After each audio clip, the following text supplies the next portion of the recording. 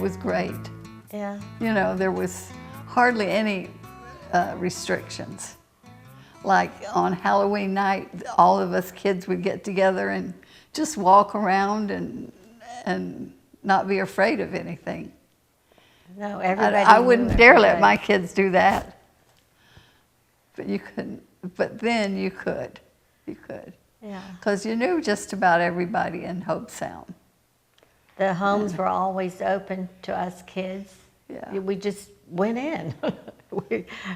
You know, it was, everybody knew everybody, and especially the kids we had no one else to play with or be with except kids in Hope Sound. And we all knew each other.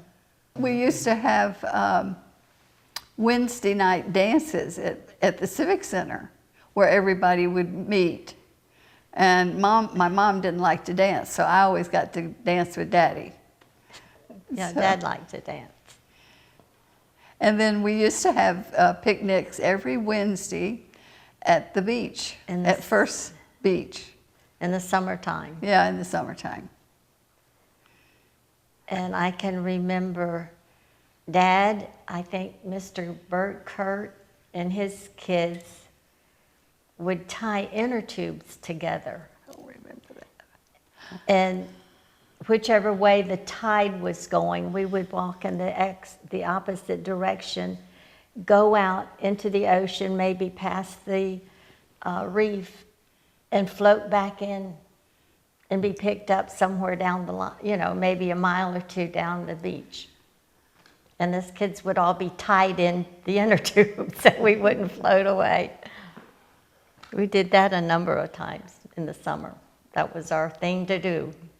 Going over to Sands dock over on the river, and everybody going there and swimming.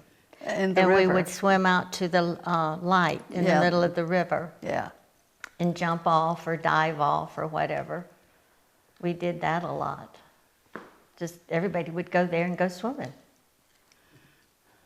And the older ones would always look out for the little ones.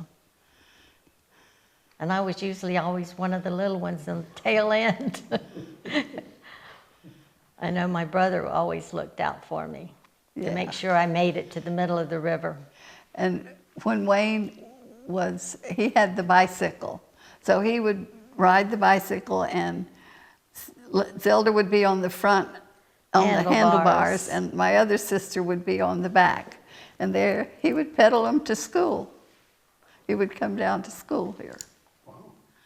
And we lived about a mile from the school, I think. We lived at the last house in Hope Sound on A1A.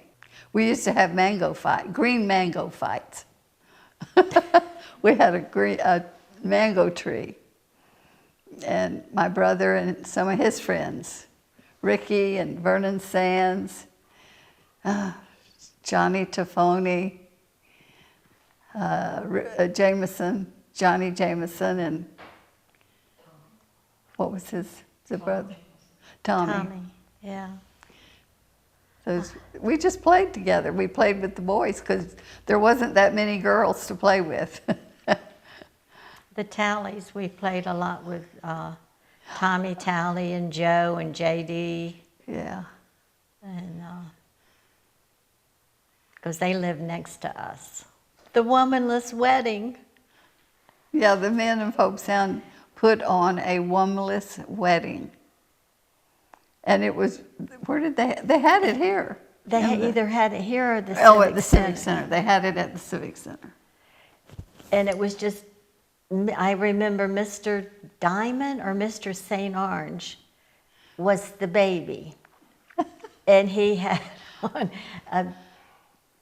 a sheet for a diaper, and he had a baby bottle, and they had him in a wheelbarrow, and they pushed him down the aisle. But I can't remember who was pushing him. It was... I don't remember who the bride was. But we had pictures, but I don't know what happened to We don't know what happened to him. But I know our dad was one of the ushers. And he had on a long sideburns and a mustache. Dad was the milk and ice. Yeah. Delivered milk and ice. Milk in the refrigerator. Uh-huh.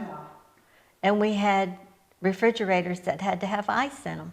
I remember that, putting 25-pound blocks of ice to keep our stuff cold. A lot of people on this side of the bridge worked for Jupiter Island. They worked over there. And we didn't have a phone until probably I was in high school or more. And it was a party line. Yeah.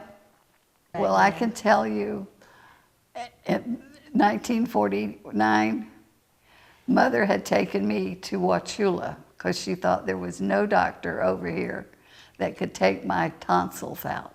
So she took me back to Wauchula, and Linda and Zelda, she brought Linda and Zelda, but we left Daddy and Wayne here. And when it started, when the hurricane hit, she couldn't get Daddy on the phone. So she piled us in the car. She made a bed in the back seat of the car for me. And she put Linda and Zelda in front with her.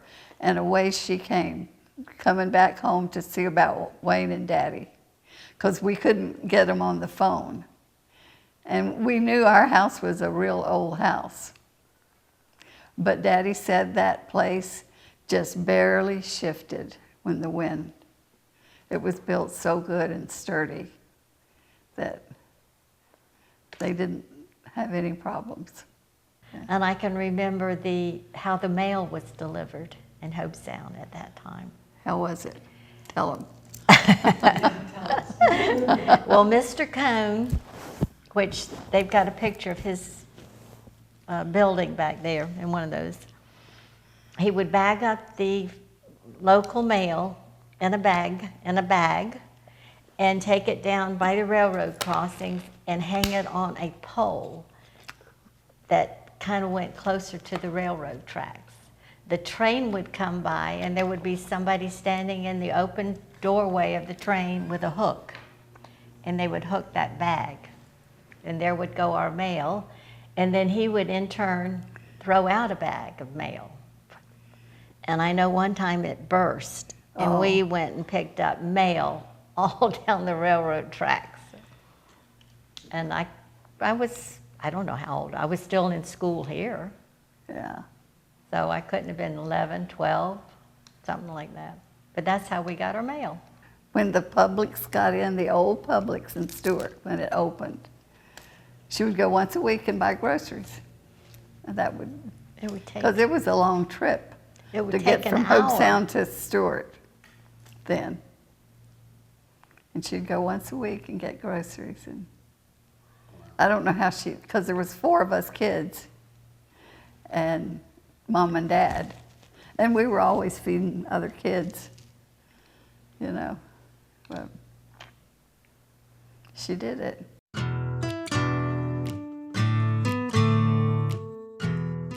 I took piano. Mother gave us piano lessons, and we would have, there was a stage back here with a piano on it, and that's where we would have our piano recitals.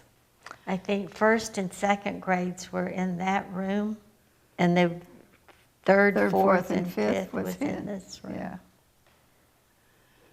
And by that time, by the time I started school, Merriam was not here anymore. I was in high school in Stewart, wasn't Yeah. And Wayne was in this room, and Linda and I started off in that room. And if we had anything we didn't know, we would get up and walk across here and ask Wayne to do it for us. The influx of people. They found Hope Sound. I used to tell people that asked me, well, where is Hope Sound? And I'd say, oh, it's way over near Okeechobee. Because I didn't want to move in here. Yeah, the traffic and just Yeah. congestion. And nobody knows anybody anymore, hardly. It was a great place to grow up in. A great place. And my kids were raised here. And so were mine. Yeah. I think we were lucky to be raised here. I really do. We were lucky to be raised here and lucky to raise our kids here.